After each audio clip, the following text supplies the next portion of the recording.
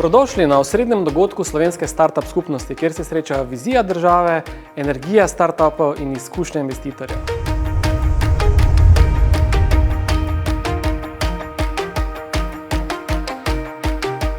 Dogodek smo začeli z razmišljanjem o prihodnosti. Kako lahko Slovenija 2026 še bolj ambiciozno in globalno podpre rast mladih podjetij? Upam, da bo leto 2026 dalo nov zagon pri uresničevanju slovenske startup strategije, jasno usmerjene v to, da v Sloveniji ustvarimo enega najboljših startup ekosistemov v Evropi in imamo jasno idejo o tem, kako želimo to narediti. Kapital še nikoli ni bil tako dostopen. Razpis 5.2 prinaša 72.000 evrov za najboljše ekipe. A ključ do uspeha je validiran problem, jasen fokus in dober tim.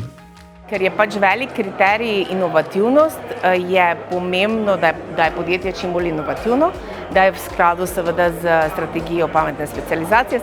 Boljše kot je razvit izdelek, če je že neki prototip, če podjetje že dokaže, da ima neki inovativni izdelek ali storitev, pač lažje bo dokazati to inovativnost. In ko so pogoji izpolnjeni, se odpre naslednji ključni del podpore. Razvojne storitve in programi pospeševanja.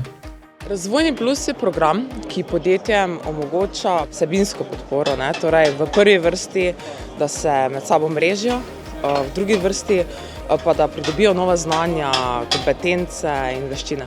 Naslednje leto in naslednjem letu bodo spet na voljo pospeševalnik v ZDA, potem investicijski pospeševalnik, cel čas pa teče tudi poseben pospeševalnik za podjetja, ki delujejo na področju zdravstvenih tehnologij.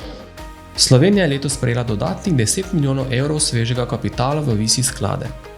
To je močan signal za ambiciozne ekipe in jasen korak naprej k bolj profesionalnemu investicijskemu okolju. Povečinoma so to ljudje, ki so izvirali nekih svojih problemov, ki so jih v službi ali pa v neki drugi vlogi videli. In na drugi strani, da so sposobni to jasno skomunicirati in pravzaprav prodati. Trg se je zadnja leta malce ohladil, zato investitorji danes gledajo še bolj na stabilnost in premišljeno rast. Investitorji vedno več poudarka dajo na neki vzdržni rasti, vzdržnih poslovnih modelih. Dodatni kapital prinaša priložnosti, a tudi nova pričakovanja, tako pri razpisih kot pri investitorjih. Moje mnenje je tako, da končno je pravzaprav prišla neka racionalna iniciativa, da se denar vloži v profesionalne upravljavce. Nekdo, ki zelo verjetno je veliko bolj sposoben pač ta denar potem tudi plasirati v ta prave projekte, v ta prave founderje, v ta prave ideje. Za startupe pa to pomeni več priložnosti, a tudi višje zahteve, tako pri razpisih kot pri investicijah. Ja, sigurno je težje pridobiti VC kapital, je pa res, da tudi pri 5.2 moraš biti pa zelo pozoren na razne razpisne pogoje, da pač kakšne zadeve ne zamudiš oziroma spregledaš. Ko se pravilno kombinirata nepovratni kapital in investicija, se lahko rast močno pospeši, tudi na nove trge. Kako daleč bomo lahko prišli, pa bomo videli. Zdaj smo Slovenijo, Hrvaško relativno zelo hitro pokrili, zdaj pa naprej bolj zahodna Evropa. Še naprej sanjajte, ker te vaše velike ideje so usmerjene v to, da spremenimo svet. In svet, kakršen je, potrebuje spremembe, potrebuje rešitve in jaz verjamem, da lahko slovenska genialnost zapakirana v slovenske izdelke, slovenske rešitve, slovenske tehnologije pomaga spremeniti ta svet.